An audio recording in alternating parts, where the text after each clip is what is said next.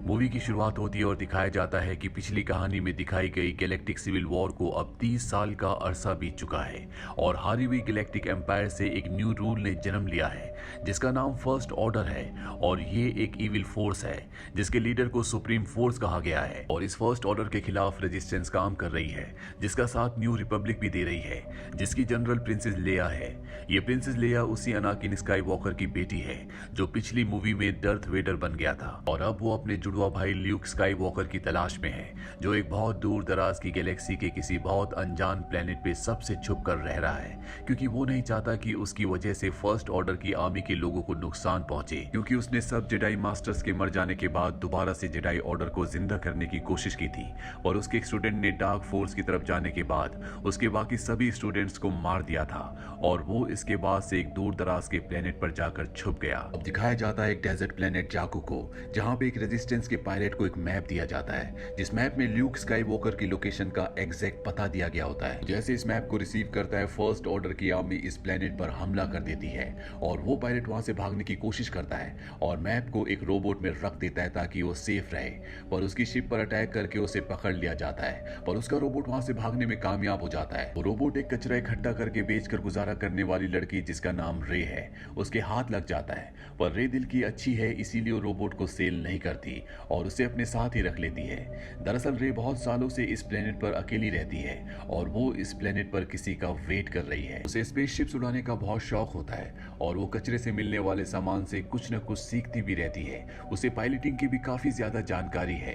वहीं दूसरी तरफ उस पायलट को टॉर्चर करते हुए दिखाया जाता है और वो टॉर्चर एक ब्लैक कॉस्ट्यूम और मास्क लगाया हुआ शख्स कर रहा होता है। ये फर्स्ट ऑर्डर की सुप्रीम फोर्स के ऑर्डर मानता है और उसी को अपना लीडर भी कहता है और कहानी में आगे चलकर बताया जाता है कि ये प्रिंसेस लेया और उसके हस्बैंड हैन का बेटा है, पर ये भी अपने ग्रैंडफादर डर्थ वेडर की तरह डार्क फोर्स की तरफ चला गया है। इसका नाम होता है कायलो।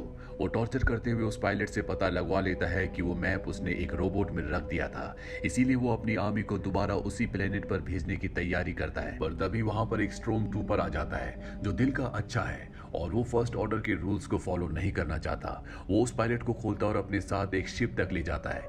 ये दोनों वहां से एक शिप चुरा लेते हैं और भाग निकलने में कामयाब हो जाते हैं, लेकिन फर्स्ट ऑर्डर के स्पेसशिप्स इनके पीछे लग जाते हैं और जैसे ही जाकू प्लेनेट पर लैंड करने वाले होते हैं इनके शिप को शूट कर दिया जाता है जिससे इनका शिप क्रैश हो जाता है। वो स्ट्रॉम ट्रूपर तो बच जाता है पर वो बाकी शिप को तबाह हुआ देखकर समझता है कि पायलट मारा गया। वहां से भागते हुए उसका सामना रे से होता है जिसके साथ वो उसी रोबोट को देखकर हैरान हो जाता है और रे को उस रोबोट की कहानी बताता है कि इसमें ल्यूक स्काई वॉकर तक पहुंचने का मैप है। रे ल्यूक का नाम सुनकर एक्साइटेड हो जाती है क्योंकि अभी तक वो समझती थी कि जेडाई मास्टर्स बस ख्याली कहानियां हैं, असल में जेडाई मास्टर्स होते नहीं हैं, पर असलियत जानने के बाद वो रोबोट को उसके ओनर तक पहुंचाने का फैसला करती है। ये दोनों फर्स्ट ऑर्डर की शिप्स के अटैक से बचते हुए वहां जंग डीलर की शिप चुरा लेते हैं और वहां से बच निकलते हैं और ये शिप दरअसल पायलट हैन यानी प्रिंसेस लेया के पति की होती है और रे अपने स्किल्स को यूज करते हुए शिप को उड़ा लेती है। वहीं स्पेस में इनकी शिप को पायलट हैन और च्यूबाका बोर्ड कर लेते हैं और रे उनसे पूछते हैं कि तुम्हें शिप कहां से मिली, क्योंकि ये शिप उन्हीं की होती है और बहुत अरसे से वो इस शिप को ढूंढ रहे थे।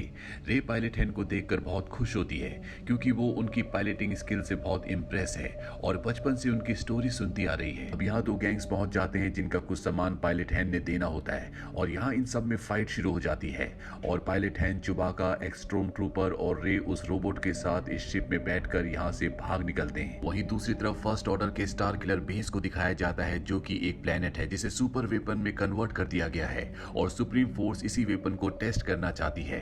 वो अपने जनरल को उसे न्यू रिपब्लिक पर अटैक करने के लिए कहते हैं। अब इन्हें पायलट हैन और रे के पास रोबोट होने की खबर भी मिल जाती है।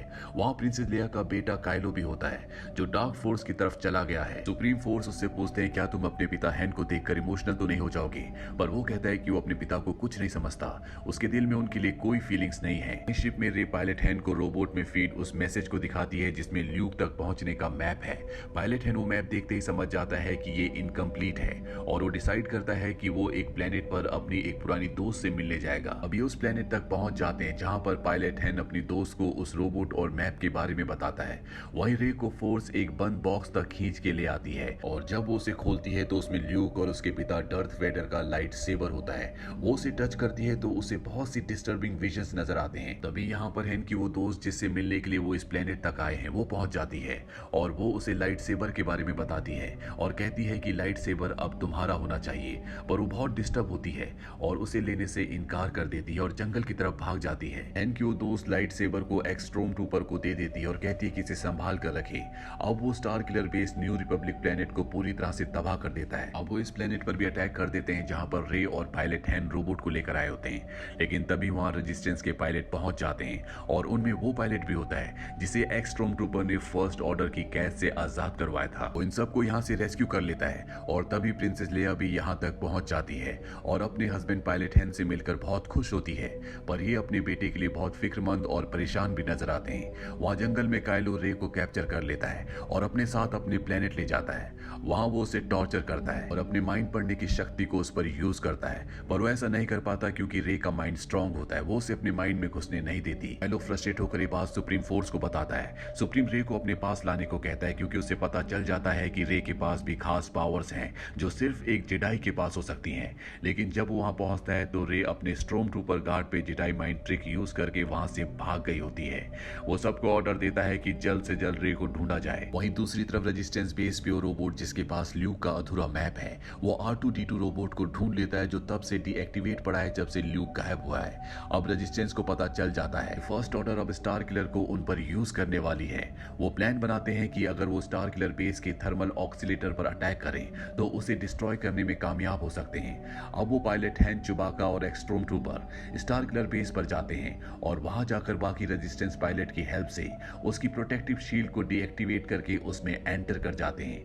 वहां रे को भी वो ढूंढ लेते हैं और एक्सप्लोसिव भी लगा देते हैं। अब पायलट हैन अपने बेटे काइलो के पास जाते हैं और उसे अपने साथ चलने और डार्क फोर्स छोड़ने के लिए कहते हैं। काइलो अपना मास्क उतारकर उनकी बात पहले तो मान जाता है, पर अचानक ही वो अपनी लाइट सेबर को ऑन करके उनके पेट के आर पार कर देता है। चुबाका जो दूर से सब कुछ देख रहा होता है वो काइलो पर शूट करता है और उसे घायल कर देता है और उन एक्सप्लोसिव का बटन दबाकर उन्हें भी धमाके से उड़ा देता है।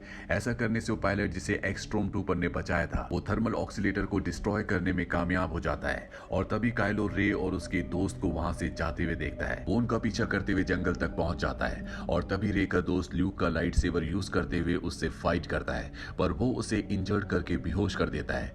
रे लाइट सेवर की फोर्स यूज करके उसे अपनी तरफ खींचती है और इसके बाद इन दोनों के बीच में एक जबरदस्त फाइट शुरू हो जाती है और जैसी रे उसे मारने वाली होती है इनके पैरों के नीचे से जमीन अलग होने लगती है।